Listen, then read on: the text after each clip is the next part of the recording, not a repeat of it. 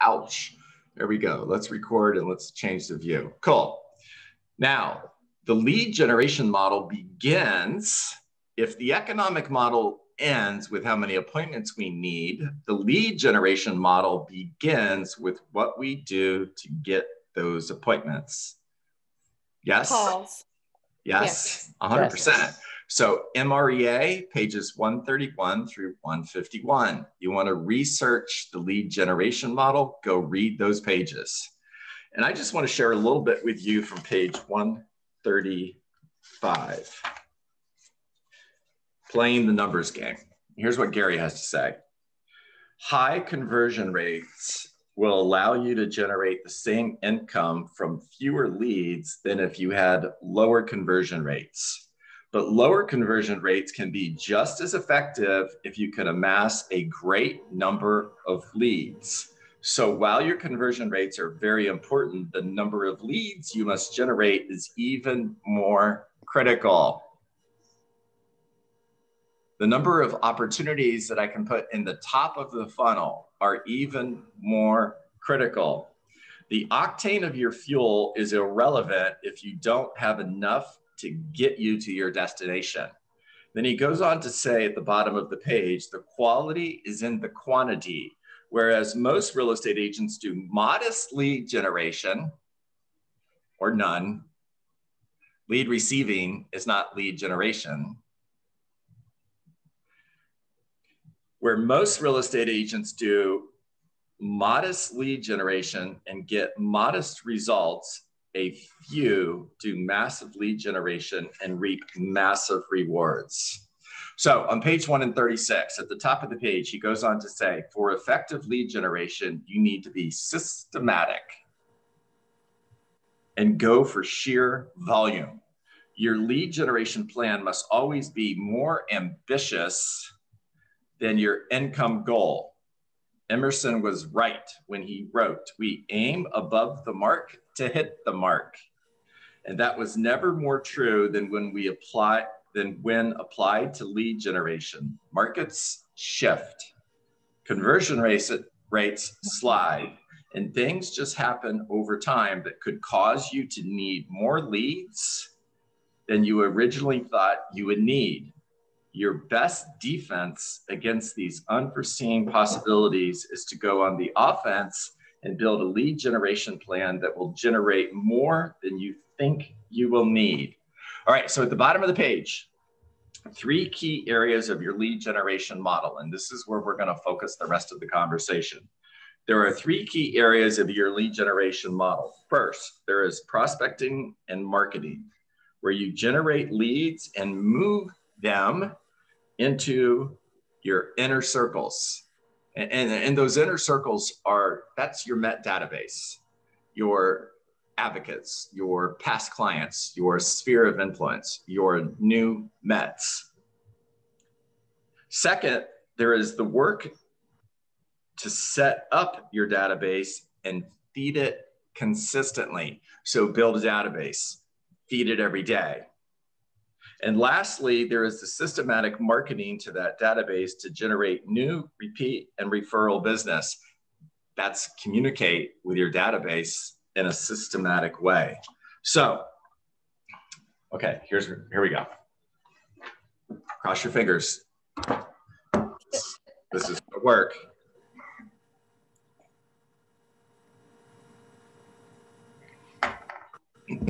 So far, so good. Yes. Loving life. All right, so A. We prospect and market in order to generate leads. B. We move those leads into our database. C. We communicate with our contacts in our database in a systematic way. That's 36 touch smart plans. And D, we have closed sales. So A plus B plus C equals D. Yes or yes? Yes. Cool. Now, Here's how I see this. Those are your inner circles. That's your database. And no, I'm not an artist. So whatever. And that's our funnel. Now we're going to work 250 days. That's 50 weeks times 5 days a week. That's 250 work days. What is work? Work is 20 conversations, not 19, not 18, not 17 conversations, which means we're going to have 5,000 real estate conversations in the next 12 months. Now, our goal, our focus with every single one of these conversations is to add at least one new opportunity in our funnel every single day. Our goal is also to add one new haven't met into our database as a new met. Now, our goal is to communicate with this group using a 36 touch smart plan. And our goal is to take this group and move them into a systematic follow-up system, because we're going to follow up forever.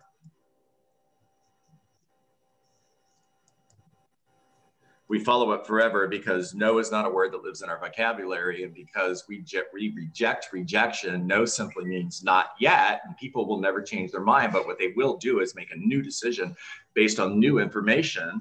So we're following up with everybody that is in the top of our funnel until we get to a point approximately 7 to 10 days before they're ready to buy or sell.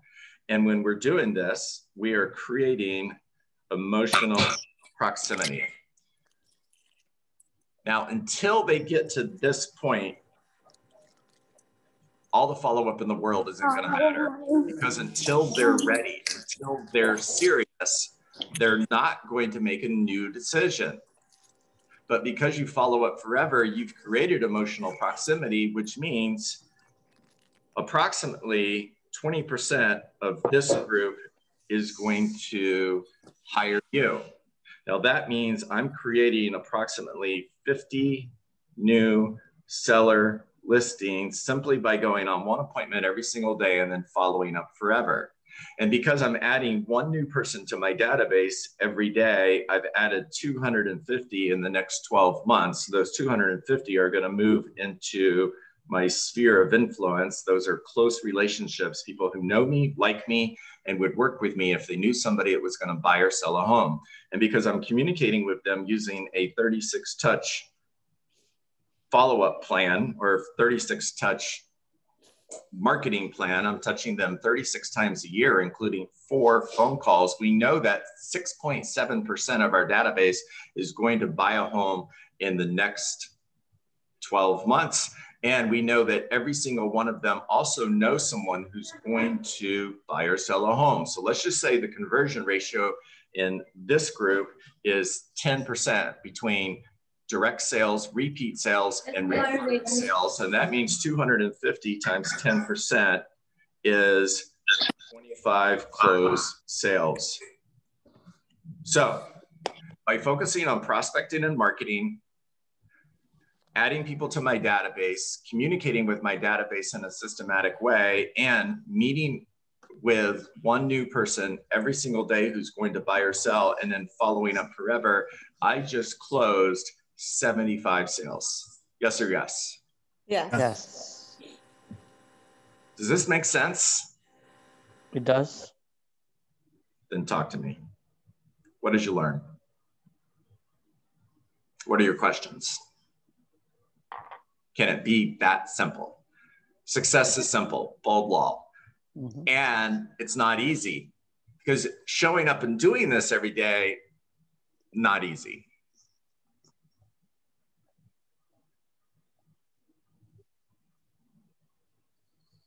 And it sounds so simple, you know, it does so simple, but we don't make it very easy because we don't do it.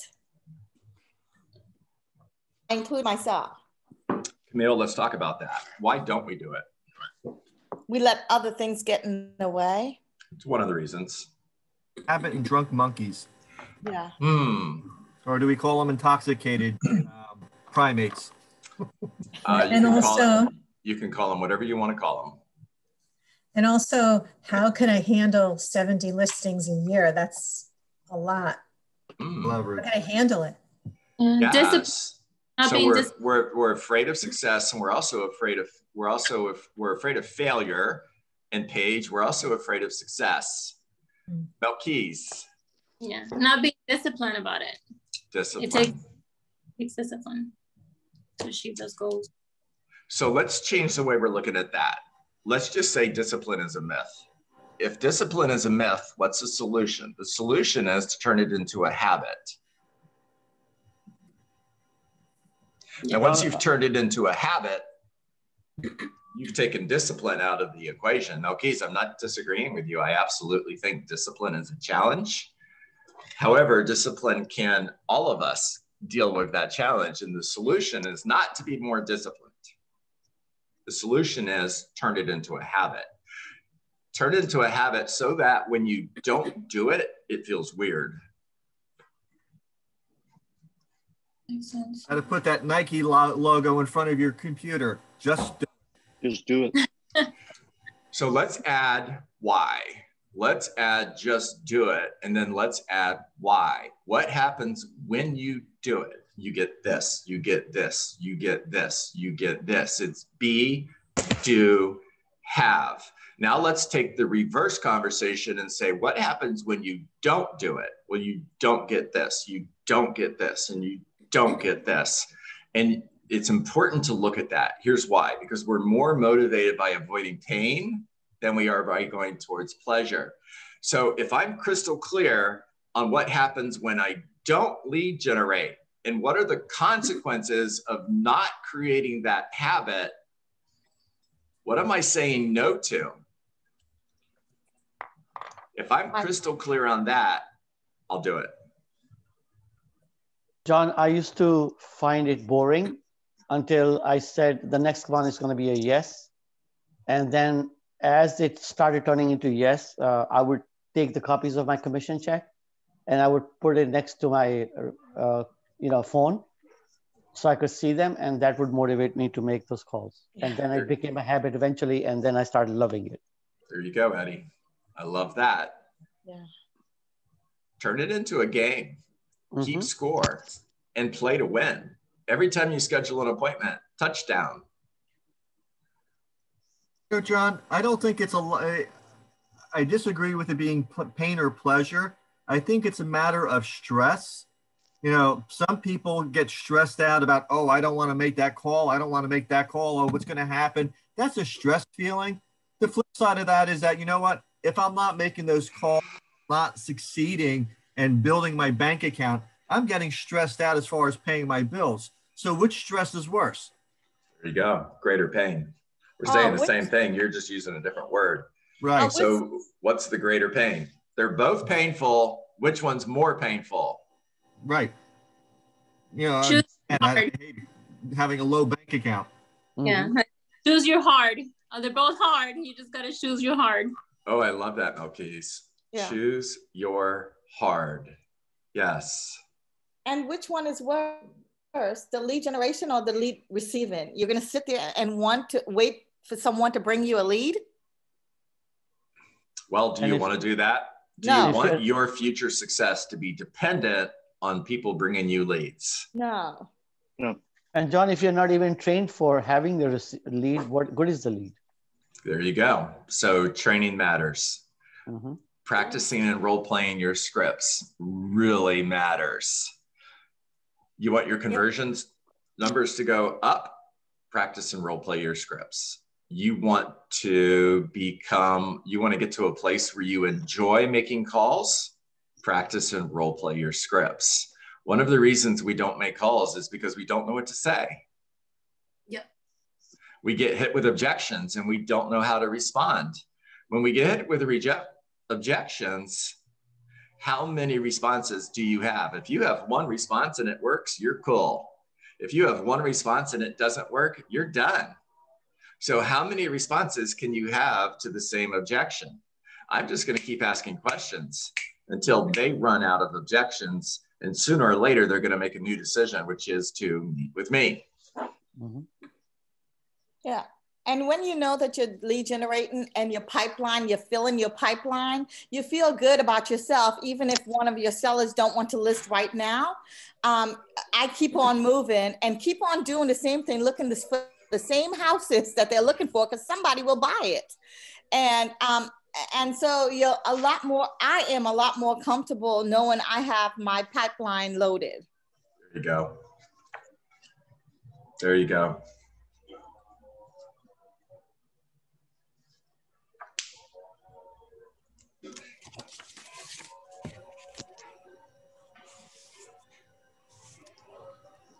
All right.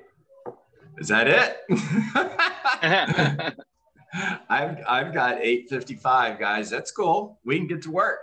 I'm good. That's what I had for you today. I hope you got value from today's call. As always, that's why I'm here. This is a community that learns and grows together. I am super proud of you. For those of you who are a part of our 12-week listing challenge, we're entering the last 4 weeks of that 12 weeks. So how are you doing? Are you tracking? Are you not tracking? What do you need to do? And you still have 4 weeks in front of you. That's your proof of hope. This isn't over yet. All right, I'm going to save the chat. I've got some names and emails addresses in there. I will reach out to you. And time to get to work. What is work? 12 conversations a day, not 18, not 17 conversations. When I have 17 conversations because it's close enough, I have settled. The 18th conversation could have been $1 million listing, and I didn't get it. And I didn't get it, and I didn't even know because I didn't make the call. Do not settle. Go, Chandra. Purpose of the call is to make care calls, not sales calls. Always leave with gratitude. Remember to say, thank you for taking my call. I appreciate you. Bring value to every single conversation. Go, Diane. Every day and every conversation, focus on getting one face-to-face appointment with someone that wants to sell real estate, getting a referral, adding one person to my database. Go, Shoshana. Set non-negotiable standards. Live up to those standards. 20 conversations a day is a standard. One face-to-face appointment per day is a standard. Adding one person to my database every single day is a standard. Go, Melissa.